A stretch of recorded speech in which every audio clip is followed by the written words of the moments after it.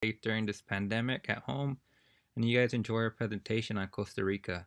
I'll be your presenter, Salvador, along with Balraj, Tran, Emmy, and Stephen.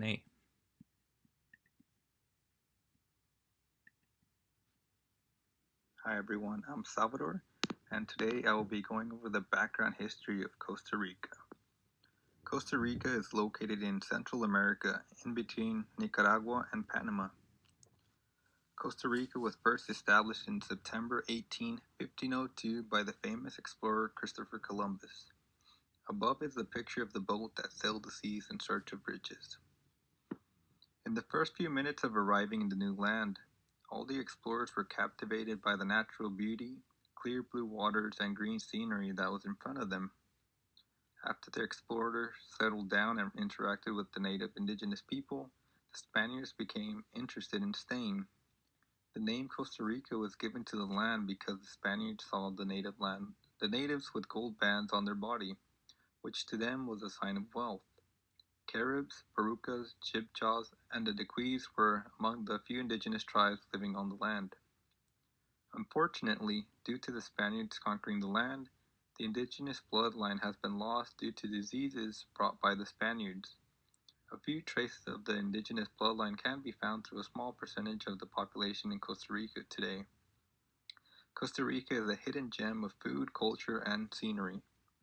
Costa Rica has many cities named after the Spanish explorers like Ciudad Cortez, Cartago, and San Jose.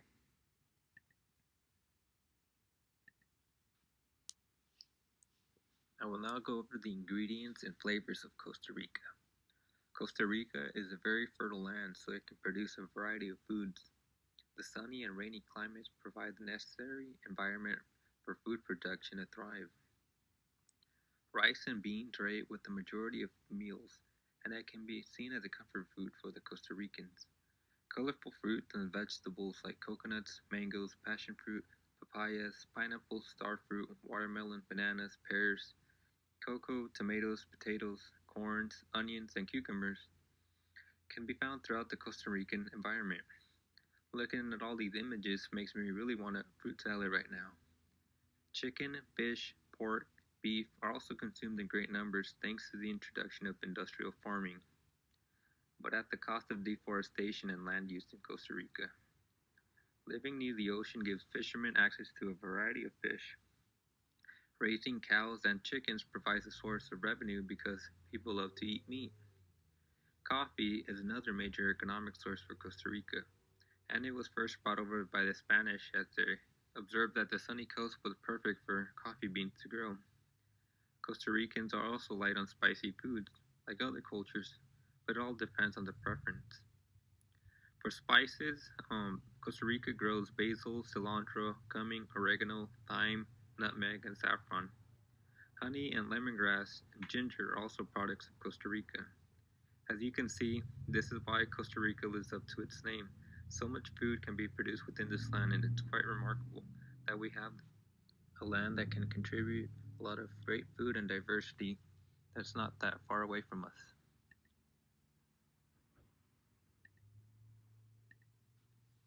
I will now go over traditional and common foods found within Costa Rica.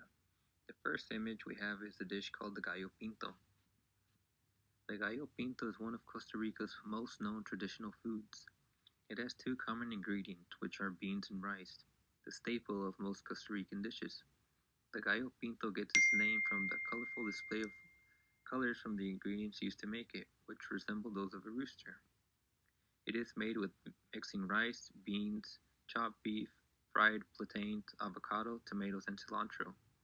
This dish provides a well-balanced meal. Gallo pinto can be served for breakfast, lunch, or dinner.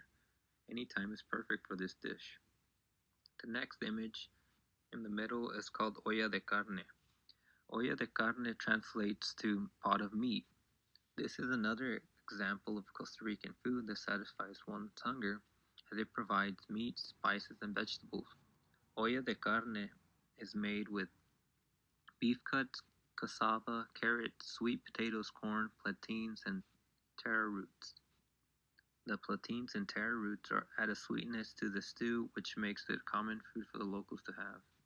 The third image is of ceviche. Ceviche is well known in any coastal region of the Americas. Ceviche is made with fresh raw fish, usually tilapia, marinated in citrus juices, cilantro, hot peppers, garlic, celery, and onions. Bananas can be used as a cheap alternative for fish, as bananas cost less and are easier to obtain than fish, and it involves the same steps of making the regular ceviche.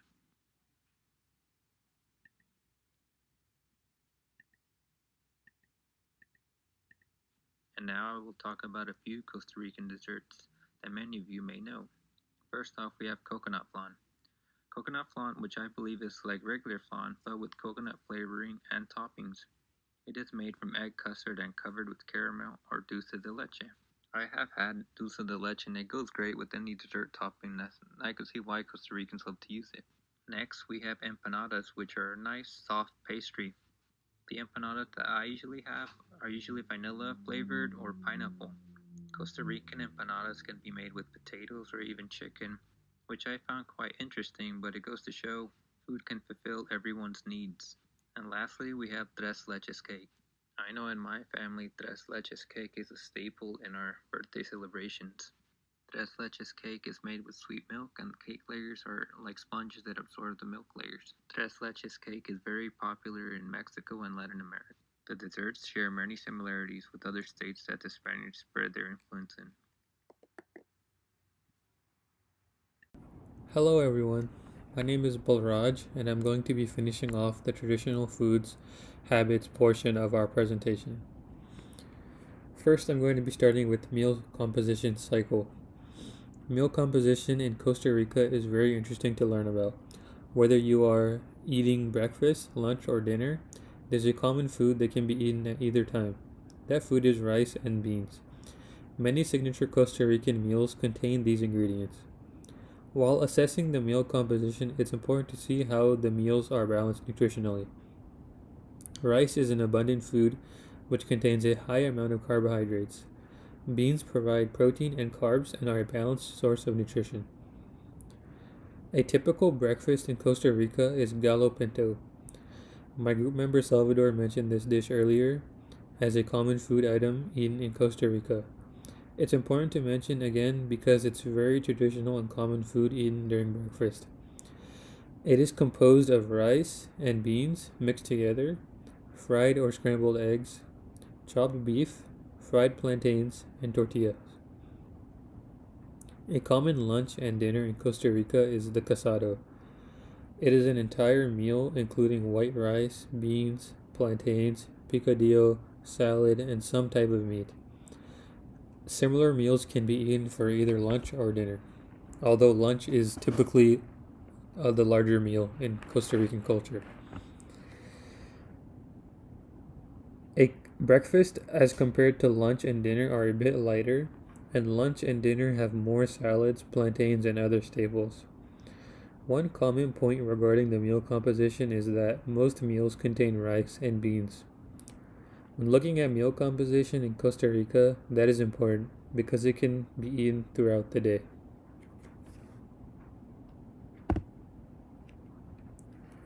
There are hundreds of celebrations and holidays that take place in Costa Rica over the year.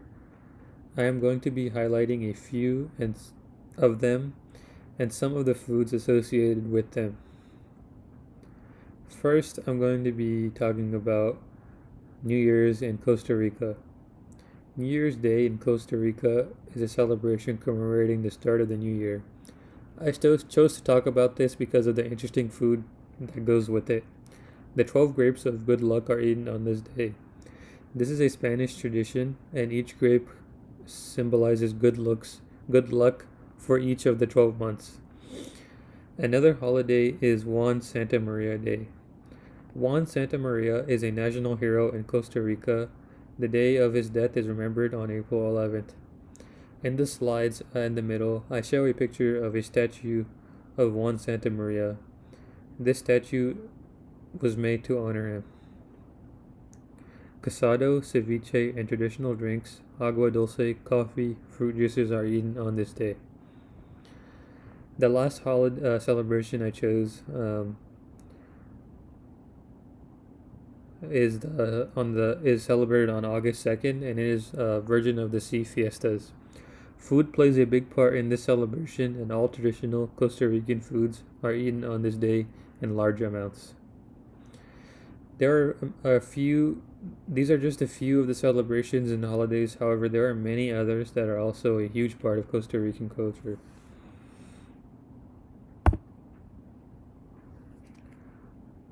Role of food in the society and etiquette.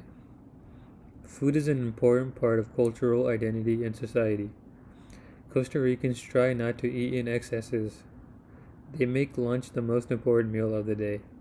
Food plays a big role in society in Costa Rica, and even a bigger role when celebrating holidays. Traditional foods and are important parts of society in Costa Rica. Many recipes have not changed over time. This is because traditionally making food is a way of preserving traditions and culture. When assessing the role of food in society, it is also important to know the etiquettes of eating in Costa Rica. It's polite to say buen provecho before you begin eating. This could roughly translate to good eating in English. The knife should always be held in your left and fork in the right. These are some basic etiquettes in Costa Rica. As it applies to many and most cultures, it is important to get accustomed to Costa Rican culture when visiting. As a tourist, you must be mindful of etiquettes and the importance of foods in society of Costa Rica. Thank you. Hello, my name is Jane Nguyen, and I'll continue with food symbolism in Costa Rica. So, the food culture in Costa Rica are steeped in tradition. First, let's talk about casado. Casado it was a family meal expected to appear on any table or kitchen counter for lunch.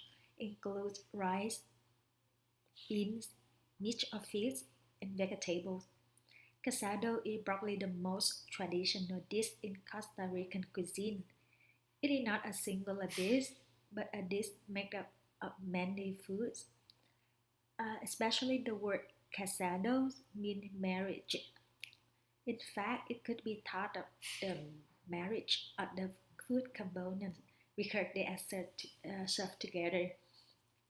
For decades, the casado has been a fundamental dish in the diet of Costa Rican, and it is responsible for energizing the men and the women who built the country. So, if you are invited over to a Costa Rican house for lunch or dinner, you can expect casado to be served. Second, another favorite food during the holiday, tamales. This is a traditional treat made with fried corn flour, potatoes, vegetable, meat, and especially it's quite different than the Mexican tamale. The Mexican tamale is wrapped in a corn husk, but Costa Rican tamale they are wrapped in banana leaf, and it is unclear that when the tradition of tamales began, but they are considered part of the national heritage. Everyone in Costa Rica they have a fond memory of eating or making tamales at Christmas times. This means a lot of love and time were put into the making tamales. And for most Costa Ricans, the best part of making tamale is the closeness of the family. And this reminds me of the tradition of making mooncake in Vietnamese culture with the same significant um, meaning is the closeness to the family. So tamales can be found in local farmer markets or sometimes in the grocery stores. Still, they taste the best at homemade because they are custom made for special occasions such as Christmas or wedding. Another fun fact and interesting I would like to introduce to you is that the Costa Rican can teach you about longevity. So, besides food, it is second only to the country beauty. Costa Rica has one of the highest life expectancy rates in the world, even higher than the United States, especially the elderly living in Nicoya Island, the special place located in the Pacific coast in Costa Rica, which is known as the Blue Zone. So the Blue Zone means the people here are more than twice as likely as elsewhere to reach a healthy age at least 90 or frequently live to be over 100. So their simple secrets of longevity includes first, have a plant-based diet. So meals developed over generation in Costa Rica based on whole grains, green, nuts, and beans. Second, eat a light dinner of fewer calories. This can be seen as one of the surest ways to add years to your life. Nicoyan, they eat a light dinner, and for most of their life, they eat a traditional diet highlighted with squash, corn, and beans. Last, drink hot water. Nicoyan water has the country's highest calcium content, perhaps explaining the lower rate of heart disease as well as stronger bones and fewer hip fractures. So, those are some tips offered by Costa Ricans to stay healthy and live longer. Hello, this is Emmy, and I'll be talking about Costa Rica's daily eating patterns. For breakfast, a typical Costa Rican meal in the morning is gallo pinto, served with eggs, bread with butter or natilla, and coffee. And previously explained, gallo pinto is a mix of rice, black beans, red peppers, onions, and cilantro. And other breakfast options include chorreadas con natilla, which are Costa Rican fresh corn pancakes. And on top is natilla, which is often compared to sour cream. It is a custard made up of eggs, flour, cornstarch, milk, sugar, butter, and vanilla. For lunch and dinner, they have similar meals, but the two popular ones eaten are cosadas and is cosada and arroz con pollo. A cosada includes a source of protein, whether that's pork, beef, chicken, or fish, with a side of salad, rice, black beans, fried plantains, and fruit, while arroz con pollo is rice and chicken, which consist of a white rice dried with special seasonings to become yellow. And so after lunch, but before dinner, there's a designated coffee time where you have a cup of coffee with bread as a snack. And drinking coffee in Costa Rica is treated as a treasured daily tradition, as coffee is their second top contributor to their economy after tourism. During this time, coffee breaks are used to catch up with family and friends, just a moment to talk. And so, a Costa Rican traditional method of preparing coffee is the use of a chorreador.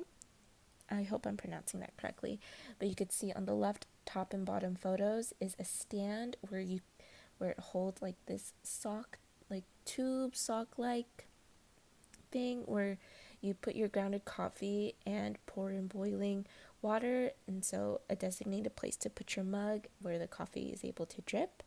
And because coffee is so huge in Costa Rica, cafe culture is everywhere, and you could see a photo from a famous cafe in San Jose, Costa Rica called Cafe del Barista. On this slide, I'll be talking about Costa Rican fast food menus. So, in Costa Rica, there's fast food places that we find also here in the US, like KFC and McDonald's, except while they do have the traditional, like, fried chicken or like burgers and fries, they do still have their traditional like meal but with a twist, And you could see for McDonald's, they have the special Gallo Pinto Deluxe meal, while for KFC, they're offering a special Casado meal. However, it's not fast food is not only limited to U.S. influenced, but also they have their own version, which is called sodas. And sodas are small open air restaurants for a quick traditional meal, especially if you're on the go. They're normally family run businesses found all over Costa Rica. You could spot them either in the downtown area or on the side of a highways. Very cheap, within budget. And you could see their menu is very straight to the point. They don't need to have a photo. Yeah. And you could see that you could just sit there, order your food, and eat and leave. On this next slide, I'll be talking about Costa Rican beverages, and the most popular alcohol used for like cocktails and mixes is guaro, used in guaro sour, chili guaro, and colada fresca. Guaro is a clear liquid distilled made from sugarcane juices that produce 30% alcohol. And for guaro sour, it's a mix of guaro, sugar on the rim, a lime wedge mixed with a club soda, versus a chili guaro is a spicy shot blend of guaro, tomato juice, lemon juice, Tabasco, with salt on the rim, with a lemon or lime wedge. But for chili guaro, the recipe varies.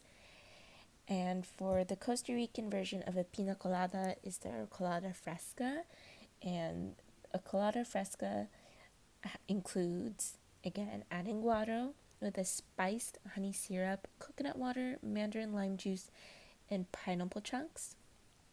Other than cocktails, they're known for their craft beer.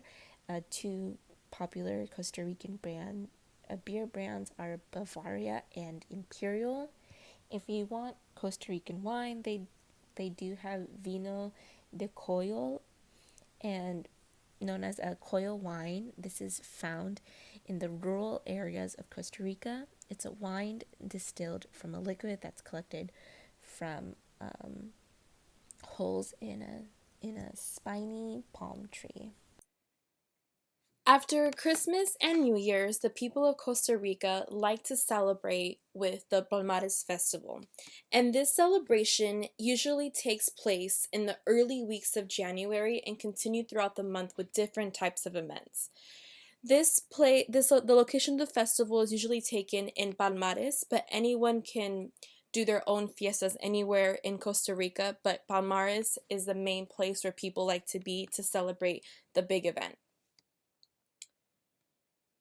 Many people like to arrive at the start of the tope, which is a horse parade through the streets of Palmares.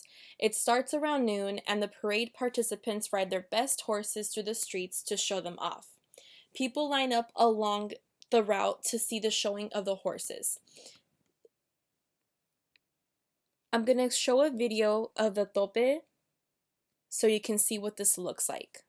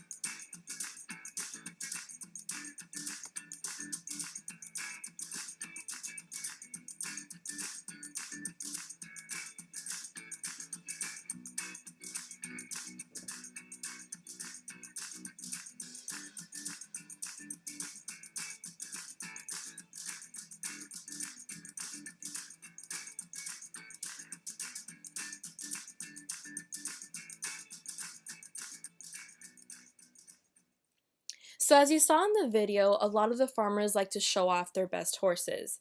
And you can see that this place is a place where people come to chat and talk to their friends, do a lot of dancing, and of course come and drink. And the best drink to drink during this time is of course the imperial beer. And after the parade of the tope, the party moves along to the tents, and I'll be showing you a video in a moment how that looks like, but I just want to take a second to point out the photos on this slide. As you can see that there are women wearing traditional types of clothing, and these are just for the type of street dances that they do along the parade route. And there's also people that ride on their horses and showing off their traje típicos, which are folkloric dresses that they used to wear in traditional dances as well. And you can see below on the left corner that there is a man with bulls fighting, because bullfighting does play a major role in Costa Rica, and they have a bullfighting that is called toros a la tica, and this is type of a different style, and it's different from the Mexican and Spanish bullfighting. In this type of bullfighting, you do not have to be a professional to participate. They let anyone, and they literally mean anyone who wants to try out the bullfighting. You do not have to be a professional to bullfight. They'll let anyone do it. And this is kind of the fun of it. And you know, they don't do the traditional way of like killing a bull. This is just for fun. So it's a family fun event that anyone can attend. Let me quickly show you a video of what the concerts and the fun looks like at the Palmares Festival.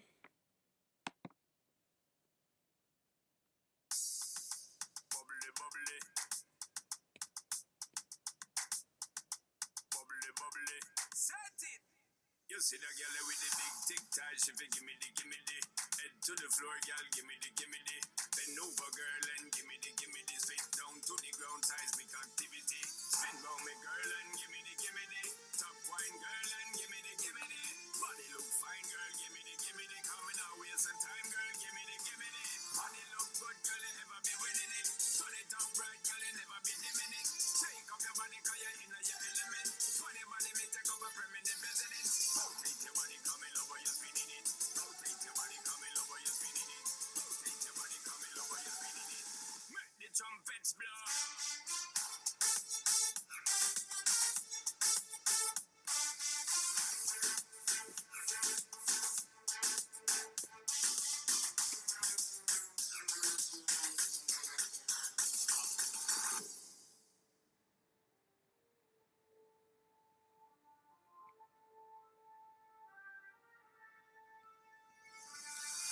So that is what basically the Fiestas Formadas looks like when it comes to the concerts. A lot of the major Latin American stars that go and sing at the concerts usually take place on Sundays. This kind of reminds me of similarity between the Coachella Festival that we have in California, because it is also a 2-week long event, well, weekend, but this one is a 2-week long event where people come and parade, they dance. And this video is sponsored by the main beer of Costa Rica, which is Imperial. And a lot of people drink this beer, so it's a way for them to keep their people going with the music, of course.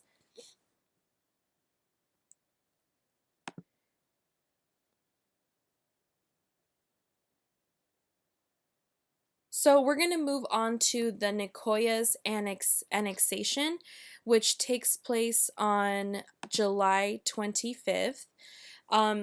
This incident occurred on July 25th, 1824, and this holiday commemorates the annexation of the province of Guanacaste to Costa Rica. Before 1824, the Guanacaste was part of Nicaragua, and at that time, Nicaragua was involved actively in many civil wars, and due to that, Guanacaste's people requested that Costa Rica, that they annex Guanacaste to Costa Rica.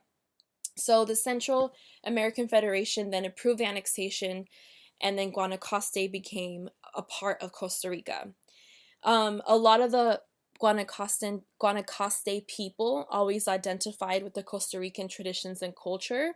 So they go by the saying, de la patria por nuestra voluntad, which translates to part of this country by our own choice.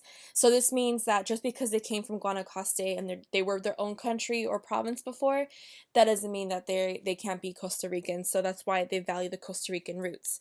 And in this holiday, it's a holiday where essential businesses are closed, children don't go to school, although they do go to school only to perform like a lots of folkloric dances, which you can see in the middle photograph there. So children would go and they'll learn about the holiday, they'll do singing, they'll do dances to celebrate the holiday. And a lot of people also do parades around their towns. You don't necessarily have to be like all at one place, but in different towns of Costa Rica, they do this because it is an important tradition to them to do. I also read that they really love to drink tamarind juice, which is like tamarindo juice, and that's a picture of it on the on the right side of the screen. And that's a typical drink that they like to drink during this time. And a lot of the fun instruments they play are marimbas, and that's what you can see the three men playing there. That's called a marimba. And I'm going to show you a video of what the parades of annexation look like.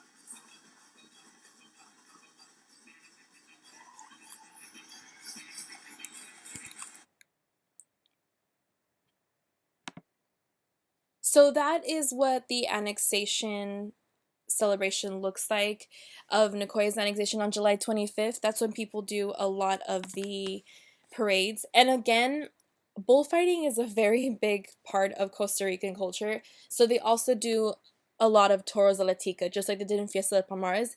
They'll also do that for Nicoya's annexation.